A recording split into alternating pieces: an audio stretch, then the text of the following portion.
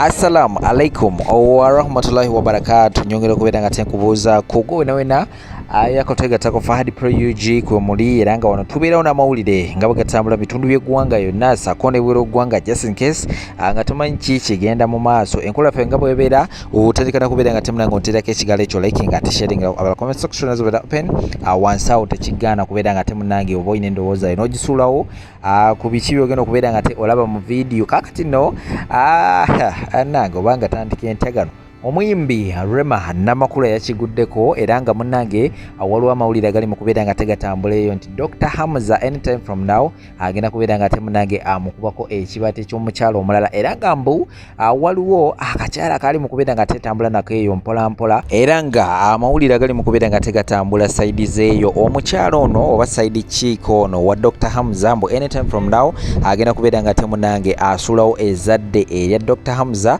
oba omwana waabwe soka kino no kirika Rema Namakulah. Anyway Rema Namakulah kiyinza okubanga si kipya nnyo olw'ensonga nti Dr. Hamzah we yamufunira ekyamazima kiri nti yalina omukyalo omulala saako n'abaana wabula tebasobola kubeera nga tebakola divorce bagenda maaso ne relationship yaabwe era nga Rema Namakulah gwatamanyi Rema Namakulah mukyala namba 2 era nga ndowooza kijja kuba tekiwunyisa nnyo Dr. Hamzah bw'aba asazeewo okubeera nga ate munnange afunayo omukyalo omulala namba 3 byono ebigenda maaso side zeeyo era ngenda kubeera nga tenkutirawo obutambi ongera okubeera nga tomanya ki ekigenda mu maaso side zeeyo kati no eyo no ewa Rema Namakulah nga nkugyeyo njagala kubeera nga tenkutwalakoko newomukyala amanyikiddwa nga Shamimu Malende munage Shamimu Malende yavuddeyo nabeera nga teyeekubira omulanga naga nti obulamu bwe buli matiga olw'ensonga nti eyali bbaawe oba yali boyfriend we yamwefuulidde era nga mbu yasobodde okubeera nga amutwalako ebyobugagga byonna byonna byebadde balina amamotoka amayumba n'ebintu birala bingi nnyo sako n'empapula ezimukkiriza okubeera nga munange afuuka looya era nga avuddeyo naga nti obulamu bwe buli matigo omuvubuka ali mu kubeera nga tamutiisatiisa oyo gwabadde adeetinga oba gwabadde ayita omwami we mbu ayagala kubeera nga ate munange amugjawo si byange obutambi mbuyina ngenda kubeera nga ate nabyo mbikutuusakaawo nabyo osobola okubeera nga ate omanya ki ekigenda mu maaso saidi zo era nga nayo we naaba nkugyeyo ewa Rema Namakulah ne Shamimu Malende nja kubeera nga tenkongerezako n'obutambi obulala bungi nnyo gwe tula butuuzi kalira bujukiza Sheikh Ashaf musomi wa dduwa enamba z'essimu wansawo obustika buyitawo kopolako wajja kubeera nga takulombera edduwa era nga naawe byonna binaabiganye mu bulamu wajja kubeera nga temunange abitereeza go wena ng'oli mu nteekateeka y'okubeera nga tokuba mu ggwanga lyettu Uganda nga webuuza ani ayinza okubeera nga takukima ku kisawe n'okutuusa yonna njagala okubeera nga tatukate mu budde Habibu Airport Pickup ate nabo we bali nnyo enamba z'essimu ubeera nga ate nazo zikopolako nkomawo n'ensonga endala nnyingi nnyo temubaawo. Dr. Sebunya Hamzah tapinga live bawalema olina omusege naye nnoonya obujulizi bw'omusege gw'omusege ngumanyi. Dr. Hamzah musajja wa Rema olina omusege ogubeera mu bbaala ogwagala ng'ente n'omunyu otera ogulimusa nezi helikopita ne mugendako eyo ku kazinga naye kikyakutaasizza sinafuna kifaananyi nga mulibaawo ebyo nga sister wa omusege ngumanyi wulira omusege ngumanyi ne bwe gufaanana wabula eggulira enjagala ndifulumye nga muli mwenna Katonda akyali naawe. Hamzah Katonda akyali naawe naye nuli wallahi sirimba wallahi the villain wallahi billahi wallahi sirimba naye nalinda obujulizi mbulinze lumu sitaani lumu shaitani ajja kuvaamu omulingisa nebu helikopita ne mugenda eyo ku kazinga wanje. Dr. Hamzah Sebunya wallahi diale ate kati I promise you aka video bakafaananyi we naakalaba nenda kasolimba. Dr. Hamzah ndiwo okutegeeza bino ebigambo your days are numbered. Your days are numbered. Olina omusege naye obujulizi omusege ngumanyi odiyo bazimpa nga banyinyonyola naye obuzibu nkyabuliddwa ekifaananyi nga mulimu ngenda kukifuna ate nja kifuna insha Allah. Information cannot be destroyed. Ekifaananyi abaana bajja kuba bakikuwadde. ekifaananyi ky'omusege I have it naye Ekifaananyi tukiina naye twetaaga. njagala nga bali bombi. Omanyi kati ennaku zino nakendeezaako olugambo olutaliiko evidence kuba abantu luba lutuufu naye abantu balwegaana. Twala mukisa guno okubanga neetondera abagoberezi bange bonna abashame Malende okuba nti abantu awasinga awamu naddala ku social media temukyandaba kubanga sikyalina wenteeka mirimu gyange. Page yange eri official eya Shame Malende ya blue tick yawambibwa. Emotoka yange UBK Toyota Harrier 862 yawambibwa. Emotoka yange Super Custom UBD 850N yawambibwa. Era n'obulamu bwange ng'omubaka buli mu matigga olw'okutiisibwatiisibwa okunkoleddwako ate nga ekisinga okunakuwaza nti neetaaga kubanga nsabirwa. Nsaba bannakampala mwenna abanteekamu obwesige ne bannayuganda abakyanninamu okukkiriza mubeere nga munsabira. Obulumi buno bwonna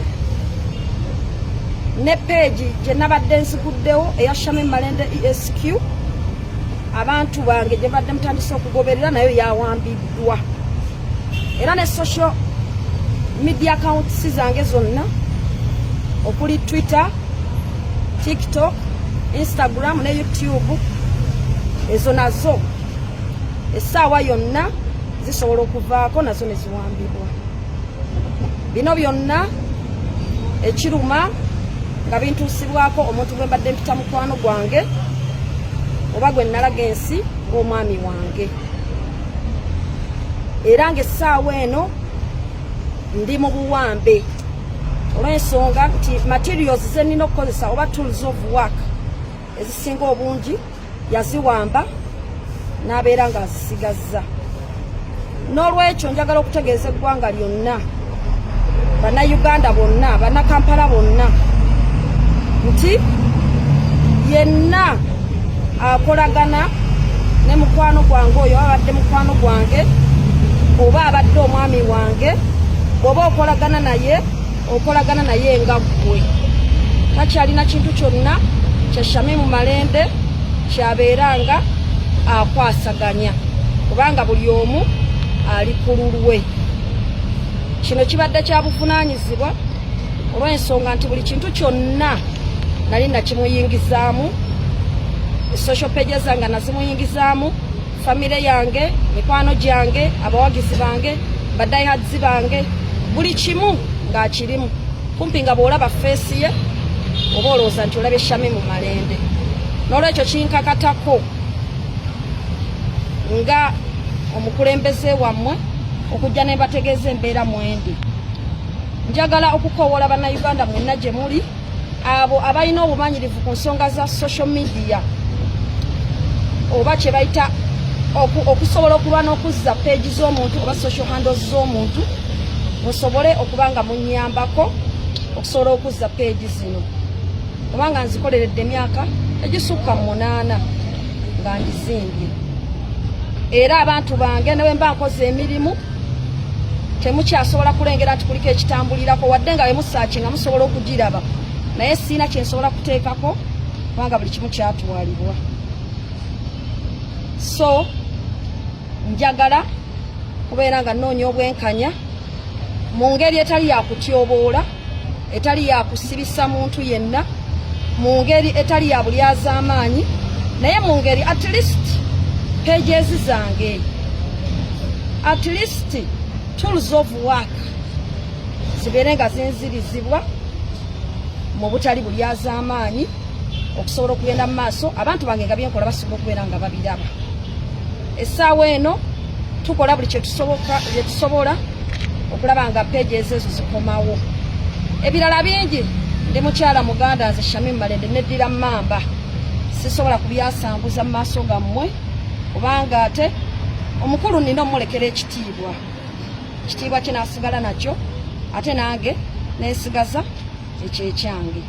N'olwekyo sijja kwogera bingi, naye Allah yasinga okubeera ng'amanya. Nsaba mubeere nga munsabira, era buli asobola okunnyambako abeere nga nnyambako okufuna pages zino. Ebyobugagga si nsonga, omuntu asobola okutwala buli kyayagala, naye tools of work okuli pages zange ba followers kwe bali. Nsaba Mukama Katonda ansaasire zibeere nga zikomawo. Essaawa eno ekigenda okukolebwa, tusobola okuddirayo ddala ku zero ne tuddamu nga bwe tulwana okugya pages ziri n'ebirala okuzimba akaunti za Shamim Malende bupya nga tutandika ne zero following, ng'ate bwe tulwanirira mu bwerufu ne mu bwenkanya ne mu kuwaŋŋana ekitiibwa okulaba nga ezo ezaawambiddwa nga zikomezebwawo. Ekyemmotoka kiyinza obutaba nsonga, n'alinnya booda n'akozesa ekiriwo, naye nga nze emyaka gyange gyonna ngimaze nga ngezaako okukola empowerment eya mukwano gwange oyo asobole okubeera nga buli kimu kitambula bulungi. Mwebale nnyo, mwebalire ddala. Assalamu alaikum wa rahmatullahi wa barakatuh.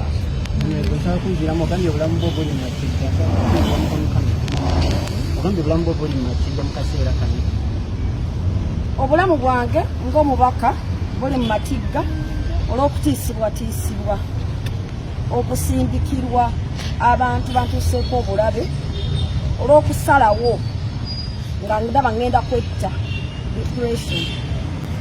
Ne ngamba nti ekisingako obukulu kwekola detachment, okusobola okusigaza nga at least obwongo bwange bukola bulungi, nensigala nga nsobola n'okuweereza bannakampala n'abantu b'empolereza.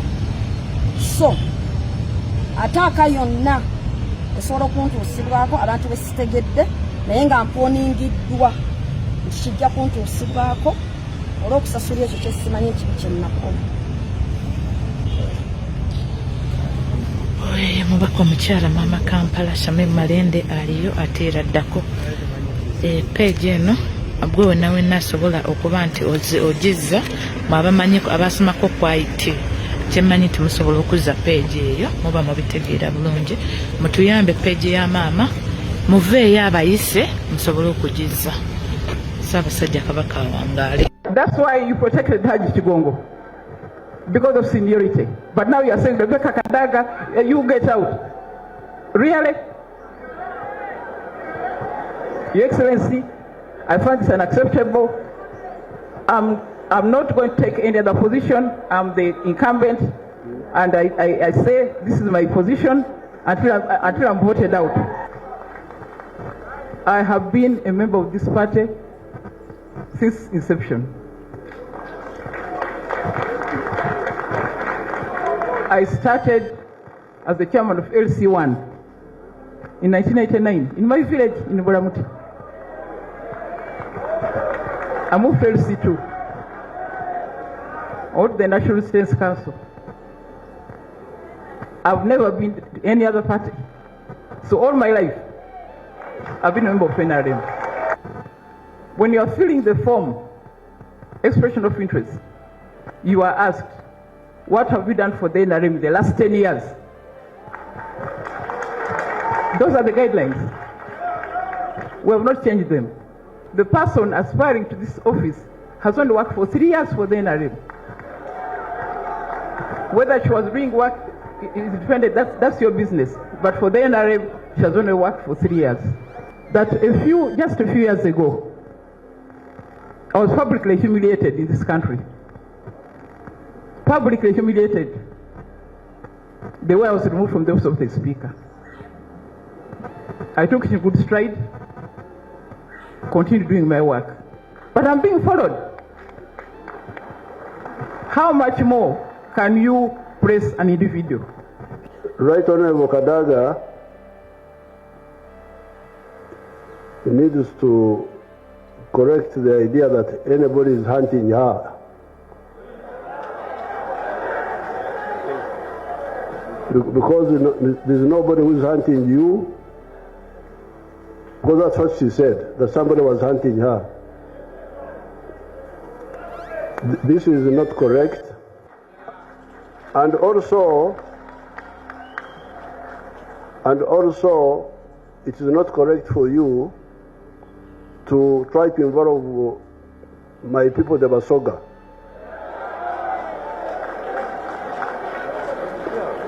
To try to give the impression that you are, if it's not you, if not you, Basoga are not there.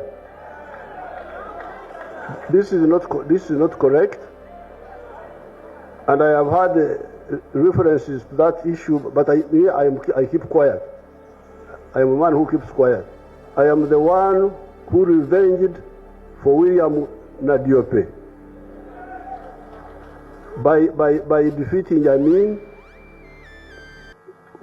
by defeating the UPC who put Nadiope in prison. Who else did anything for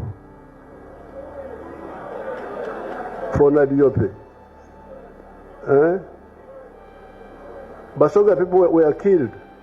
And I can tell you, when Honorable Late Olanya stood and the SEC members approved Late Honorable Olanya for the position of the Speaker, the people who are saying they are old, senior, and respect the party walked out of the party and stood independent. Is that love for the party?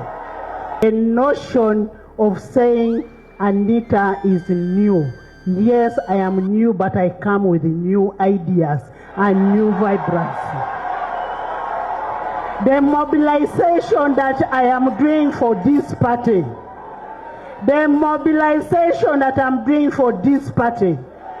I can have over 10 members of parliament here that I have brought from opposition to NRM, and here they are. That's why you protected Haji Chigongo, because of seniority. But now you are saying, Rebecca Kadaga, you get out. Really? Your Excellency, I find this unacceptable. I'm not going to take any other position. I'm the incumbent, and I say this is my position until I'm voted out. I have been a member of this party since inception. I started as the chairman of LC1 in 1989 in my village in Buramuti. I moved to LC2, or the National Resistance Council. I've never been to any other party. So all my life, I've been a member of NRM. When you are filling the form, expression of interest, you are asked, what have you done for the NRM the last 10 years? Those are the guidelines. We have not changed them. The person aspiring to this office has only worked for 3 years for the NRM. Whether she was doing work is dependent, that's your business. But for the NRM, she has only worked for 3 years. That just a few years ago, I was publicly humiliated in this country. Publicly humiliated the way I was removed from the office of the Speaker. I took it in good stride, continued doing my work. But I'm being followed. How much more can you press an individual? Right Honorable Kadaga needs to correct the idea that anybody is hunting her. Because there's nobody who's hunting you. Because that's what she said, that somebody was hunting her. This is not correct. And also, it is not correct for you to try to involve my people, the Basoga.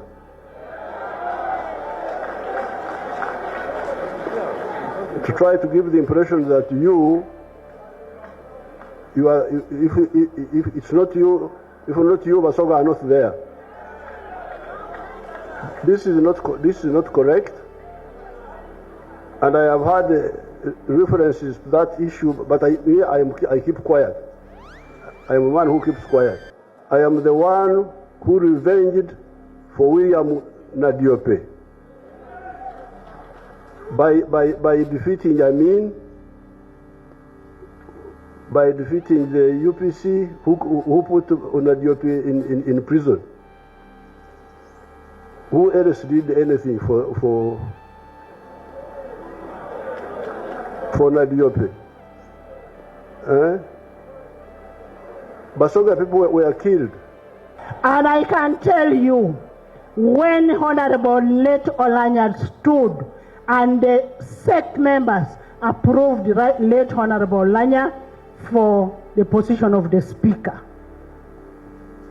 the people who are saying they are old, senior, and respect the party walked out of the party and stood independent. Is that love for the party?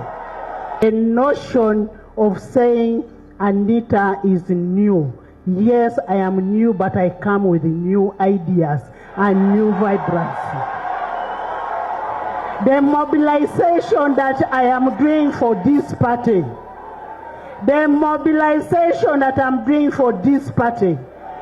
I can have over 10 members of parliament here that I have brought from opposition to NRM, and here they are. Abalungi abatuuliriza era abatulaba olunaku olwaleero tuchaddeko ewa Sheikh Asiraf Dembe. Sebo sanyusa okubalaba amannya agange Seeka Asiraf Dembe akola ku bizibu by'enjawulo. Omuntu singa aba alina ebirwadde tumusomereddwa, tumuwa amazzi ga lukuya nga bw'obadde ogalaba, tugenda abantu ku kyoto ne twokya emizimu emibi egibabaamu n'okulomba edduwa. Abantu singa abeera ng'ali wano atuuse sobola okumulombera edduwa, ne waba atatuuse nga mpadde amannya ge naye ng'ali wala. Neetaaze ennamba yange yeeno eri 0701763711. Nammwe bannyinaffe abali ebweru oyagala okuba nti oyagala okulombera ku dduwa ng'olina ebizibu, viza zibuze, amaka gakolongotana, ssente zikola zimpita mu ngalo, ojja kumpeereza ekifaananyi kyo n'amannya go, ebyo byokka bijja kummala. Nja kukulombera edduwa, ojja kutereera. Olunaku olusembayo mu mwezi mba n'edduwa eyawamu ffenna n'abalwadde bange abakadde n'abapya. Assalamu alaikum warahmatullahi wabarakatuh.